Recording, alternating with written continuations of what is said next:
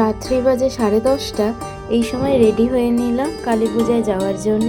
শুভ কালী পুজোর আন্তরিক অনেক অনেক প্রীতি এবং শুভেচ্ছা বন্ধুরা। আমি গায়ত্রী চলে এসেছি নতুন একটি মিনি ব্লগ নিয়ে, যেটি মূলত কালী পুজোর ব্লগ হতে চলেছে। তো পুরো ব্লগটা তোমরা দেখো, আশা করি তোমাদের খুব ভালো লাগবে। তো এখন বাজে 11টা, আমি চলে এসেছি মন্দিরে। তো প্রথমেই তোমাদের দর্শন করাই মায়ের মহিমা এবং করুণাময়ী মুখটা দর্শন করো। ভগবান তোমাদের সকলের মনের কামনা পূর্ণ করুক। তো এই যে দেখো, আমি এখানে একটু আগেই দেখলে চুলটা খোলা ছিল, এখন বেঁধে নিয়েছি কারণ খুব গরম লাগছিল। তো এখনও ঠাকুরমশাই আসেনি, ঠাকুরমশাই আসবেন 12টার সময়। এই যে আমি সামনের থেকে একটু দেখানোর চেষ্টা করলাম, এই মা আমাদের এখানে দক্ষিণা কালী নামে পরিচিত এবং এই নামেই মাকে পুজো করা হয়। তো দেখো, এখন ঠাকুরমশাইও চলে এসেছে, পাক্কা 12টা বাজে ঠাকুরমশাই চলে এলেন। তো এবার ঠাকুরমশাই পুজোতে বসবেন। তো এই মন্দিরে আমাদের দুটো ঠাকুর আছে, ভোলে বাবা আর মা কালী। আর এখানে আমাকে দেখলে আমি শাড়িটা চেঞ্জ করে এসেছি, কারণ খুব গরম লাগছিল আর অনেকক্ষণ বসতে হবে, সেই জন্য আমি গিয়ে জাস্ট এই কুর্তিটা পরে এসেছি। তো প্রথমে হচ্ছে বাবার পুজো হচ্ছে, দেখো এরপরে শুরু হবে মায়ের পুজো। আর বাচ্চারা তো বাইরে প্রচণ্ড পরিমাণে বোম ফাটাচ্ছে আর এত শব্দ বোমের। তো দেখো এখানে ঠাকুরমশাই এখন পুজোয় বসলেন, মায়ের পুজোয়।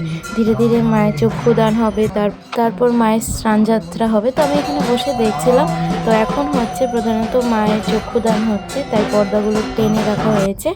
এরপরে দেখো চক্ষুদান হয়ে গেল, এবার ধীরে ধীরে মায়ের পুজো আরম্ভ হলো। তো অনেকক্ষণ বসে থাকার পরে আমি একটু বাইরে এসেছিলাম, কারণ পা ব্যথা করছিল। তারপরে আবার যখন প্রদীপ ধরানোর সময় হলো, তখন আমি এসে দেখছি যে সবাই কি সুন্দরভাবে প্রদীপ জ্বালাচ্ছে, কারণ মায়ের পুজোয় 108টা প্রদীপ জ্বালানো হয়। তো দেখো এখানে সবার জ্বালানো হয়ে গেছে। এরপর ঠাকুরমশাই বললেন অঞ্জলি দেওয়ার কথা। তো আমি তো এবার অঞ্জলি দিচ্ছি না, প্রধানত দাদা দিচ্ছে, তাই আমি মা দাদার সাথে এসেছি। তো দেখো এখানে সকলে মিলে অঞ্জলি দিচ্ছে। অঞ্জলি হওয়ার পরে হবে যজ্ঞ। তো দেখো এখানে পুরোহিত মশাই, আমার না পুরোহিত মশাইয়ের পুজোটা খুব ভালো লেগেছে। উনি এত সুন্দরভাবে পূজা করেছে না, আর হয়তো আমরা এত কিছু জানতামও না।